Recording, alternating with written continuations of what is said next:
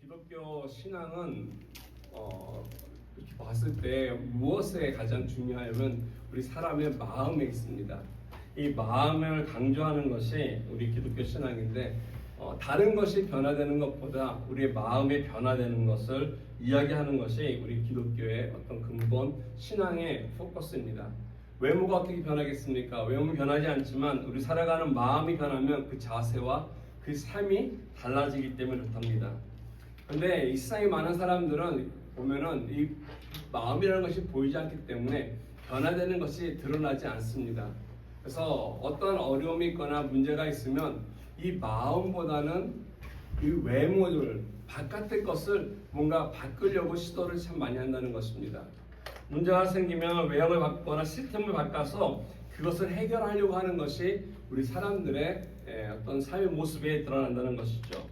그래서 어떤 가정에 어떤 문제가 있을 때, 부부 문제나 또는 자녀들의 문제가 있을 때 그들의 마음을 다스리고 그 상처나 그 고통을 다스려서 해결하려고 하지 않고 우리 이사 가자 해서 집을 바꾸거나 또 페인트를 칠하거나 가구를 옮기거나 뭐 하면서 외형적으로 뭔가 변화를 주어서 환경을 바꿔서 그 문제를 해결하고자 하는 우리들의 문제가 있다는 것입니다. 근데 이러한 것은 삐뚤어진 우리들의 마음이, 상처 입은 우리들의 마음이 문제가 해결되지 않고 새롭게 하나님 앞에 또는 사람들 앞에 설 수 없다는 것입니다. 근본적으로 문제가 처리되지 않기 때문에 그 위기가 계속 끊임없이 있어서 그 관계 속에서는 그것이 건강하게 생활할 수 없다는 것입니다. 저는 어떤 의미에서 우리가 참된 회복을 원하고 그래서 정말로 이 땅 가운데 살아가면서 이런 문제들이 잘 해결이 되어서 행복이라고 하는 것을 누리고 또 경험하기 원한다면은 우리는 마음이 변화되어야 한다는 것입니다. 우리 마음속에 있는 것들 가운데 잘못된 것들, 또 더러운 것들, 쓰레기 같은 것들, 찌꺼기들이 버려지고 하나님이 주시고자 하시는 새로운 마음, 이 깨끗한 마음이 우리 마음속에 들어올 때 우리 마음의 변화가 시작되고 그 삶의 변화를 통해 열매가 주어지기 시작하는 것입니다. 존 맥스웰이 쓴 책에 보면 이런 이야기가 있습니다. 아마 여러분들 우리 다 아는 대로 독일이 예전에는 동과 서로 이렇게 나눠져 있지 않습니까? 동쪽에 있는 이 베를린이 있었고 이 서쪽에 또 독일이 있었는데 이처럼 서로 갈라져 있을 때 이 동쪽에 있었던 이 독일 사람들이 한 번은 이 서쪽을 보면서 그런 마음이 있다고 합니다.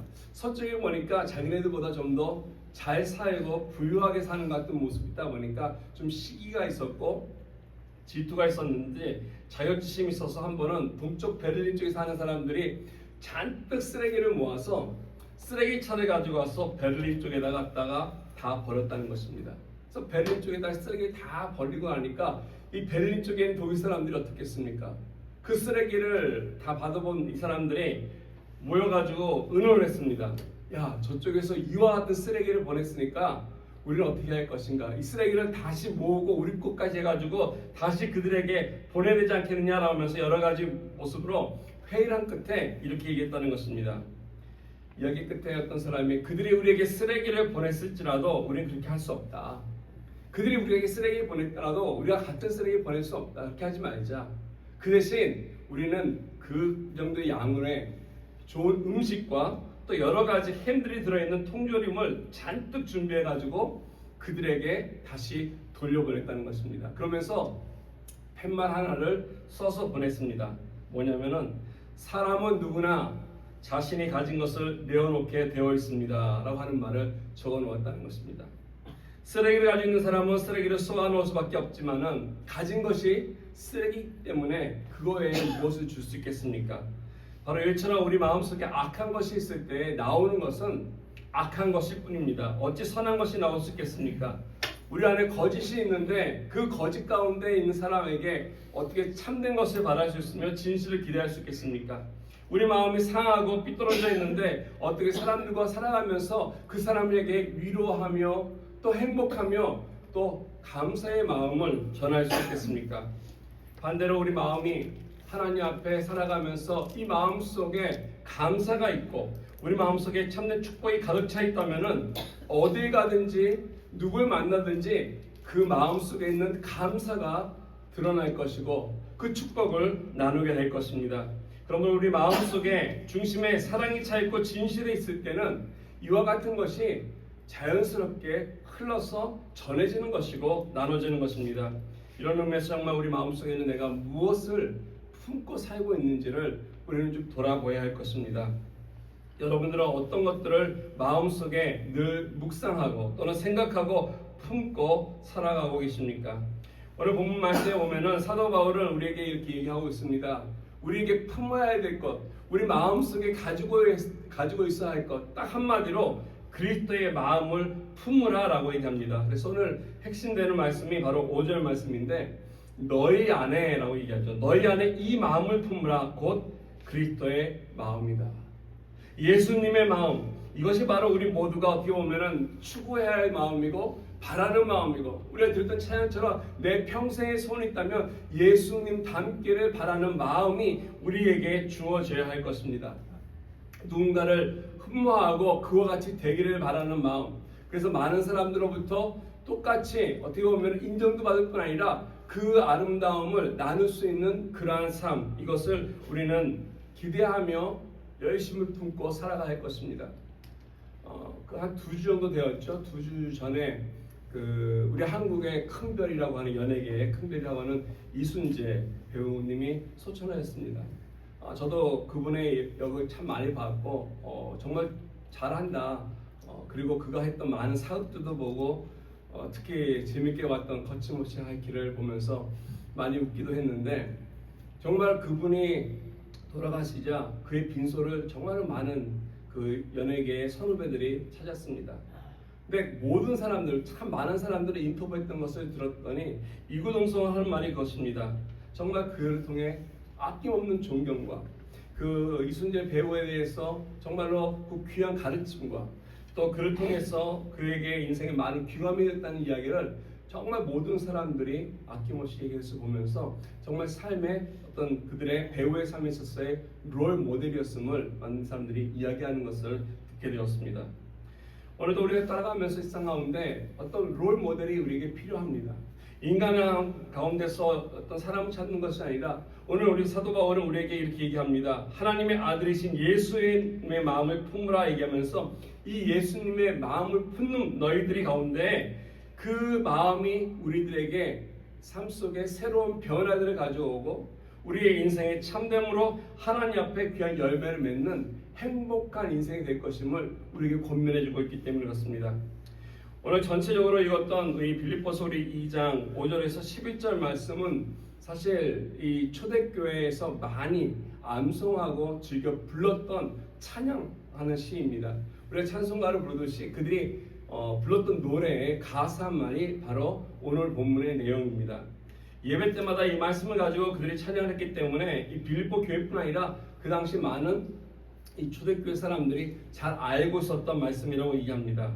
어떤 성경학자는 이것을 사도 바울이 그 찬송가의 가사를 인용했다라고 얘기하기도 하고, 또 어떤 분들은 그게 아니라 바울이 먼저 이것을 썼기 때문에 이것을 찬송가로 해서 불러지게 되었다라고 이야기하는 그런 분들도 계십니다.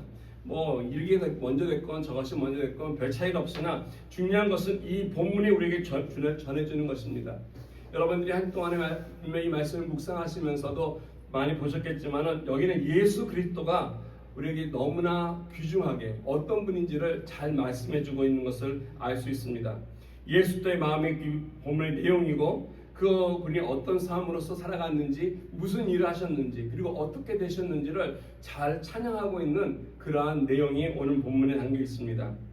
조금 더 신학적인 어떤 얘기를 한 말씀드린다면은 우리 신학을 공부하는 사람들에게 있어서 이 빌립보서 2장 5절에서 11절 말씀은 우리 기독론이라고 하는 예수 그리스도를 우리 공부하는 이 기독론에 대해서 베이스가 되는 그러한 말씀이라는 것입니다. 왜냐하면 여기는 예수 그리스도가 누구신지 그의 인격에 대해서 먼저 잘 얘기하고 있습니다. 특별히 6절과 7절 말씀은 이 예수님이 어떤 인격이신지를 잘 말씀해 주는데 6절 보니까 그는 근본 하나님의 본체시나 하나님과 동등됨을 취할 것으로 여기지 아니하셨다.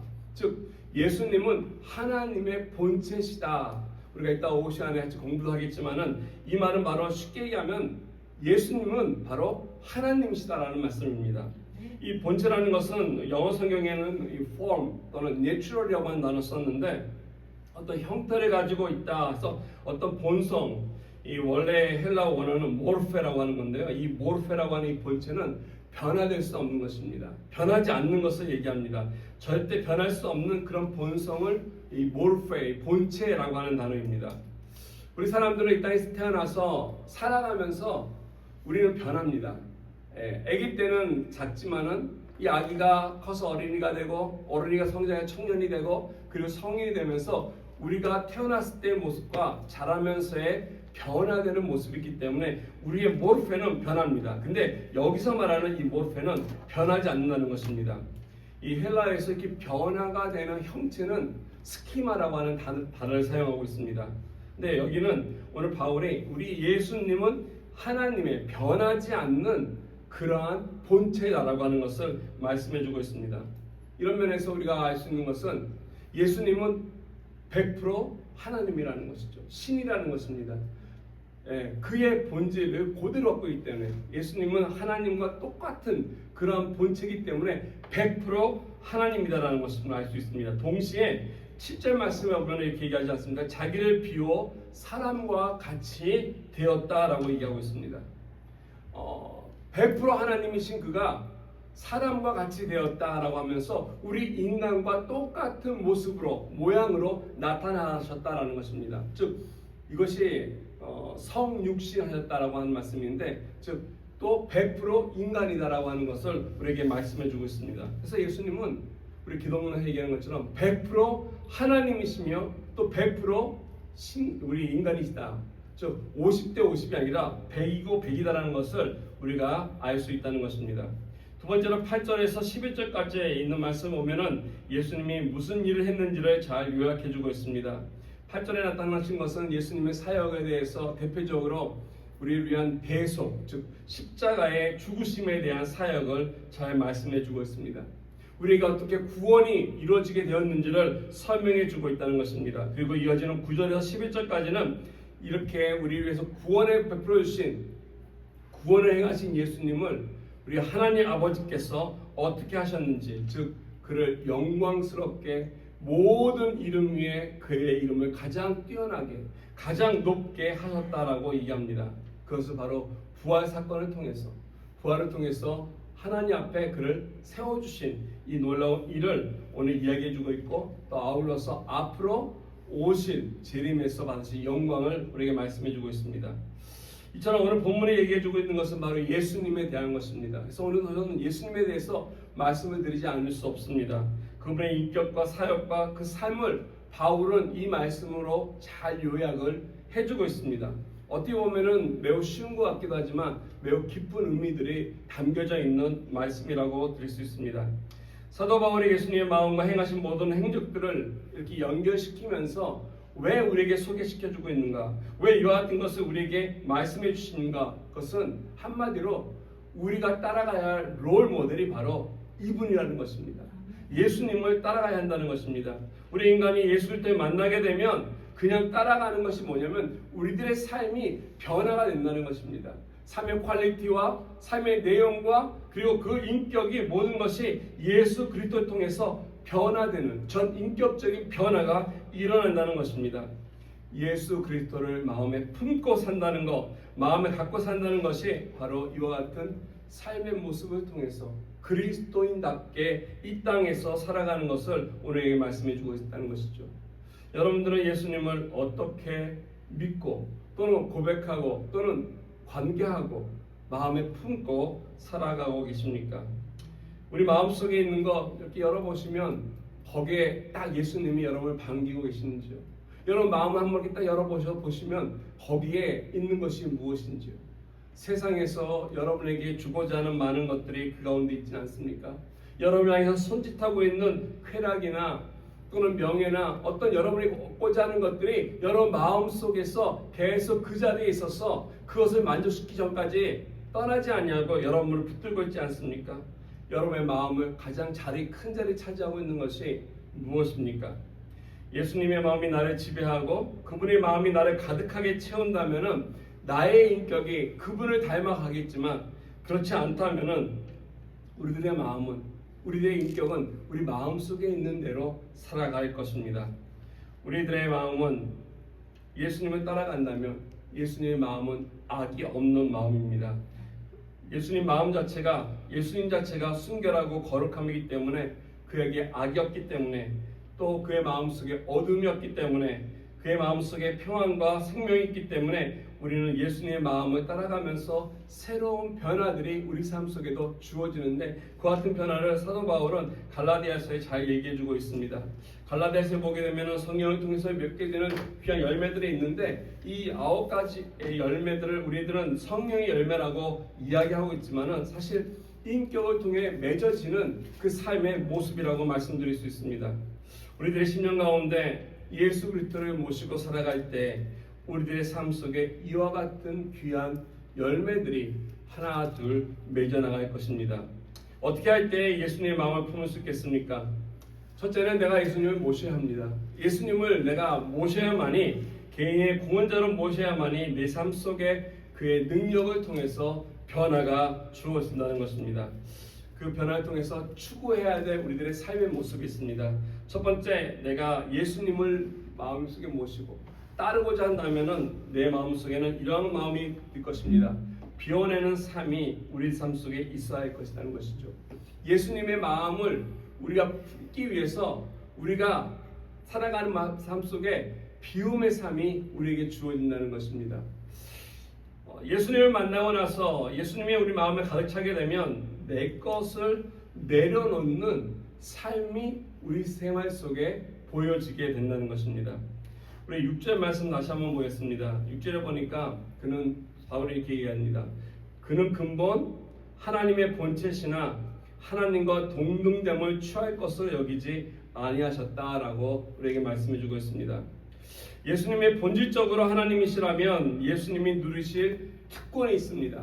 예수님이 하나님이시기 때문에 하나님과 똑같이 갖고 있는 특권이 있습니다. 권리가 있습니다.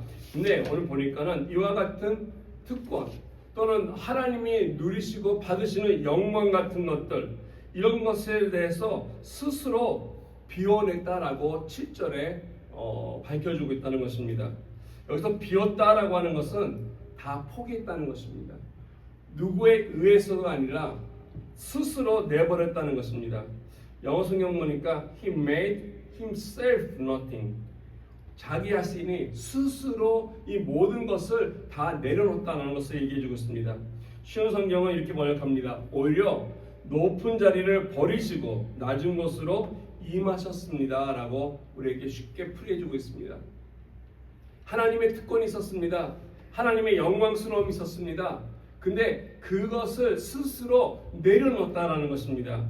하나님이신데 이와 같은 놀랍고 크고 엄청난 영광과 능력과 또 특권을 가지신 분인데 아무것도 아닌 존재처럼, 아무것도 아닌 사람처럼 예수님께서는 하나님의 모든 것을 내려놓으시고 이 땅 가운데 오셨다는 것을 말씀해주고 있습니다. 자기 자신을 비웠다라는 것이죠.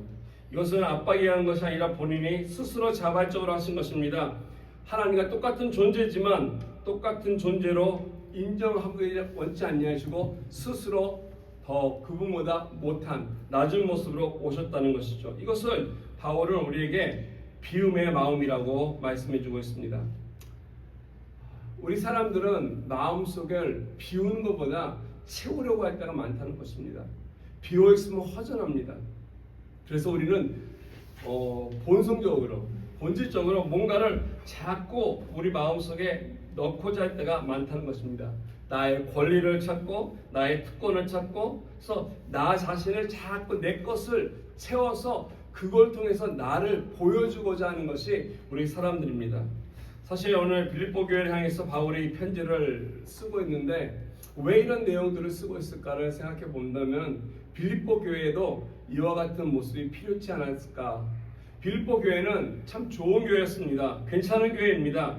훌륭한 교회였습니다. 그럼에도 불구하고 제가 말씀드린 것처럼 사도 바울을 돕고 복음을 나누고 하나님의 말씀을 전하기 위해서 빌립보에서 애쓴 교회가 바로 그 성도들입니다.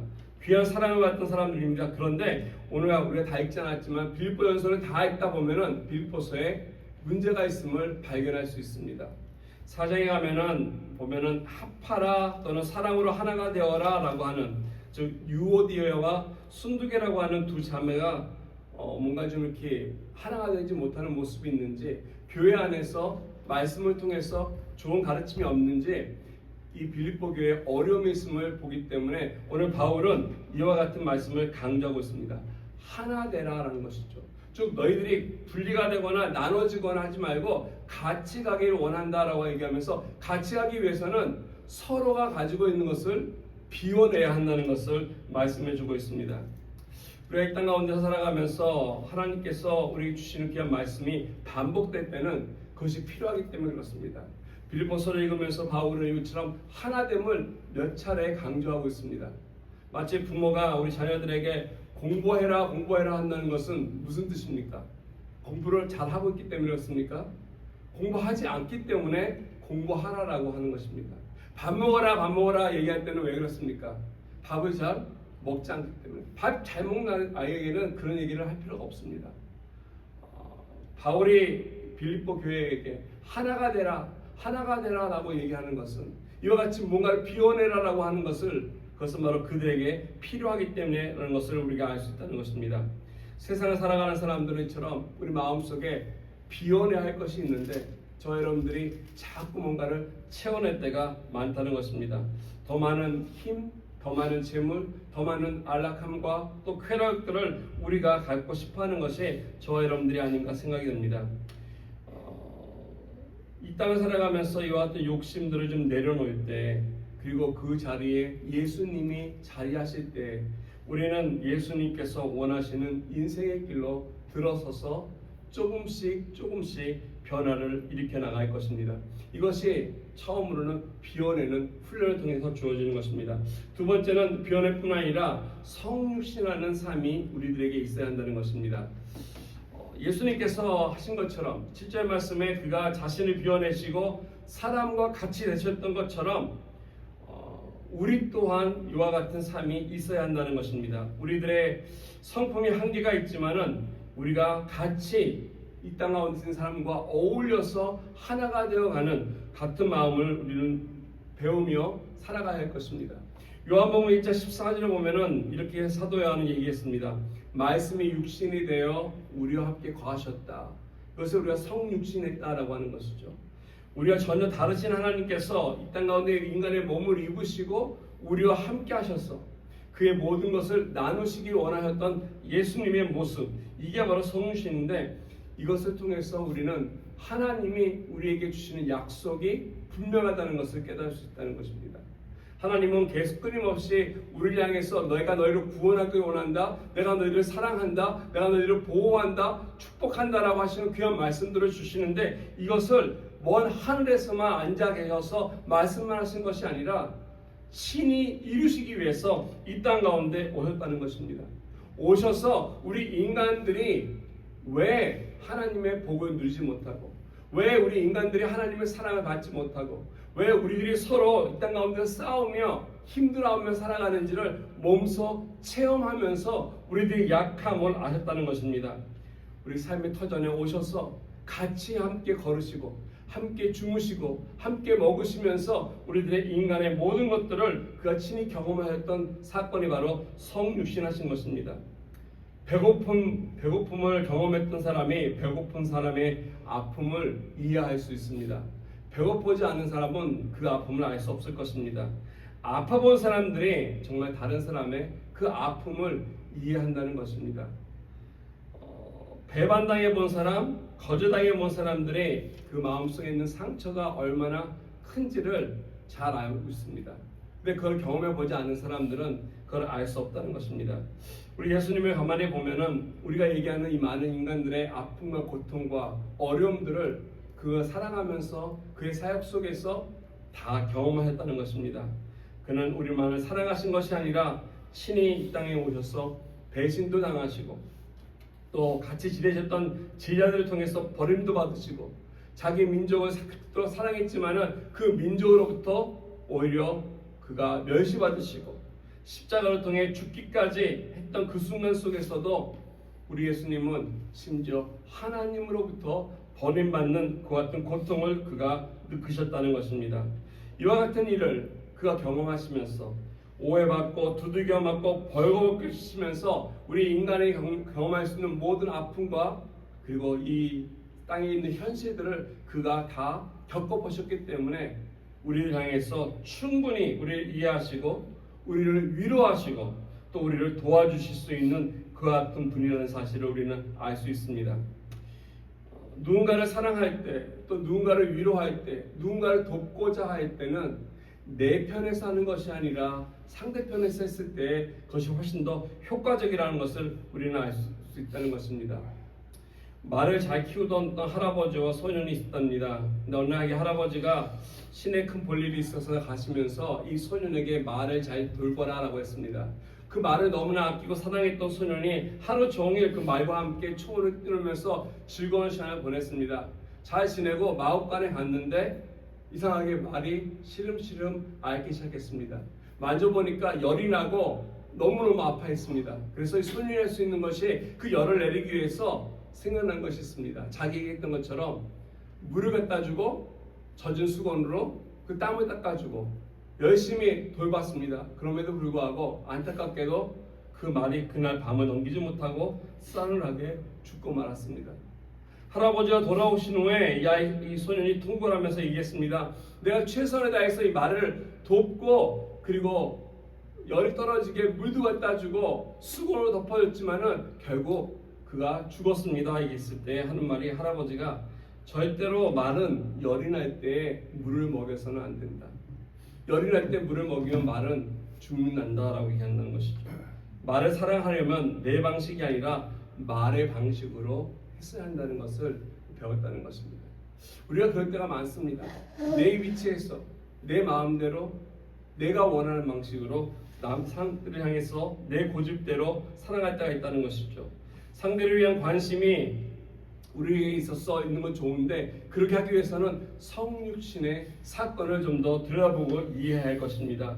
예수님께서 하늘에서만 사랑을 외친 것이 아니라 이 땅에서 우리를 이해하시기 위해서 우리의 방식대로 이 땅에 오셔서 모든 것을 경험하시고 겪으시고 그리고 나서 우리에게 내가 너를 사랑한다라고 말씀하셨습니다. 우리가 인생을 살아가면서 예수님께서 우리 낮은 데까지 내려오신 것처럼 그와 같이 우리 또한 낮은 자세로 상대를 향해서 우리가 한 걸음 한 걸음 나아갈 때 우리들의 삶 또한 예수님을 닮아가며 변해가는 그러한 인생이 될 것입니다. 마지막 세 번째로 우리가 예수님의 마음을 품게 된다면 우리는 참된 영광의 삶을 추구하며 살아갈 수 있을 것입니다. 영광된 삶, 상을 받고 기뻐하는 삶. 근데 이것은 세상 사람들이 주는 박수와 어떤 기쁨과 즐거움에 대한 영광이 아니라 이것은 좀 더 다른 영광이라는 것입니다. 세상 사람이 추구하는 영광은 높아지는 것입니다. 높은 곳에 세우는 것입니다. 트로피를 높이 드는 것입니다. 그래서 많은 사람들이 우러보게 하는 것이 세상에서 이야기해주는 영광입니다. 그런데 하나님이 말씀하시는 영광은 조금 다릅니다. 세상에서 받는 그와 같은 영광은 높아지는 것은 반드시 어느 순간에 떨어진다는 것입니다. 그런데 오래가지 못하는 이와 같은 영광이 아니라 우리 하나님께서 우리에게 주신 것은 나를 비우고 나를 낮추고 나를 희생함으로 하나님의 뜻이 이루어지는 영광을 이야기하고 있습니다. 그래서 오늘 8절 말씀에 보시면 우리 예수님께서 하나님의 영광을 나타내기 위해서 그가 선택했던 중요한 일 하나를 잘 얘기해주고 있습니다. 8절에 보니까 사람의 모양으로 나타나사 자기를 낮추시고 죽기까지 복종하셨으니 곧 십자가에 죽으심이라. 예수님께서 하나님께 영광을 돌리기 위해서 취하신 방법은 바로 십자가의 길이었다는 것입니다. 많은 사람들은 왕관을 쓰고 오히려 화려한 삶을 살아야 할 만이 영광이라고 하는데 예수님은 반대로 그 왕관을 내려놓으시고 자기를 비우고 또 비우셔서 맨 마지막에 죄인 같은 모습으로 죽음을 당하셔서 우리를 향해서 모든 것을 아낌없이 쏟아부어 주신 것, 이것이 바로 예수님이 하나님을 향해 드려진 귀한 영광의 삶이라는 것입니다. 우리는 잘 이해하지 못할 때가 있습니다. 우리가 하나님이 아니기 때문에, 우리가 예수님이 아니기 때문에 우리는 높아져야 되는 것인데 왜 저렇게 낮아지는 것이 영광일까? 이것이 바로 예수님께서 자기가 죽어야만이 많은 사람들이 오히려 생명을 얻기 때문이라고 하는 비밀이 여기 있기 때문에 그렇습니다. 우리는 내가 높아져야만이, 내가 높은 자리에 있어야만이, 내가 모든 능력과 권세가 있어야만이 모든 것이 다 컨트롤이 되고 다스린다라고 생각하는데 우리 예수님은 그렇지 않습니다. 그가 죽으셨기 때문에 그의 죽으심으로 말미암아 모든 사람들이 생명을 얻게 되었다는 것입니다. 그래서 예수님의 십자가의 길은 결코 가시밭길이나 고난의 길이 아니라 하나님의 영광을 보여주는, 하나님의 놀라운 능력을 극대화시키는 귀한 길이고 빛나는 길이라는 것입니다. 아마 여러분들 그 말씀 많이 들었을 것입니다. 우리가 십자가를 따라야 할 것입니다. 십자가를 바라봐야 할 것입니다. 십자가를 바라보십시오라고 하는 귀한 메시지들을 많이 들으셨을 것입니다. 우리가 특히 복음서를 보면은 이 십자가에 대한 스토리가 나와 있지 않습니까? 그런데 그 복음서에 나와 있는 스토리의 그 십자가가 하나가 아니라는 사실 여러분 아십니까? 예수님이 죽으셨을 때 십자가가 하나가 아니라 십자가가 3개 있었습니다. 예수님이 양옆으로 하나씩 있었다는 것입니다. 어떤 십자가를 우리가 바라보고 따라야겠습니까? 어떤 사람들은 이 가운데 무엇을 따라야 할 것인가 우리 생각하면서 좀 정리를 해볼 필요가 있습니다. 첫 번째 십자가는 이와 같은 십자가입니다. 형벌의 십자가 있습니다. 이것은 바로 예수님의 한편쪽에서 한 강도가 지고 죽었던 십자가입니다. 근데 이 강도는 예수님에서 이렇게 얘기했습니다. 네가 그리스도가 아니냐? 네가 하나님의 아들이 아니냐 얘기했습니다. 그러니까 네가 하나님의 아들이니까 너도 구하고 우리도 구해라라고 그가 외쳤다는 것입니다. 가만히 보면은 이 사람의 외침이 잘못된 것이 아니었습니다. 그는 예수님이 누군지 분명히 알고 있었습니다. 바른 고백을 했습니다. 너는 하나님의 아들이 아니냐? 바로 알고 있었다는 것이죠. 바른 고백을 했습니다. 그리고 예수님이 구원할 수 있다는 것 또한 그는 알고 있었습니다. 그럼에도 불구하고 그는 그 예수 그리스도를 믿지 않았다는 것입니다. 우리는 구하라고 했지만 신앙 고백도 했지만은 그 예수님의 능력도 인정했지만은 끝까지 마지막 순간에 그 예수님을 믿지 않고 죽었다는 것이죠. 이것이 바로 형벌을 받은 십자가입니다. 그래서 예수님에 대해서 아는 사람들 많다는 것입니다. 이제 곧 성탄이 다가오기 때문에 크리스마스 때문에 많은 사람들이 예수님에 대한 이야기들을 할 것입니다. 압니다. 그럼에도 불구하고 믿지 않는다는 것입니다. 두 번째 십자가는 다른 편에 있었던 강도입니다.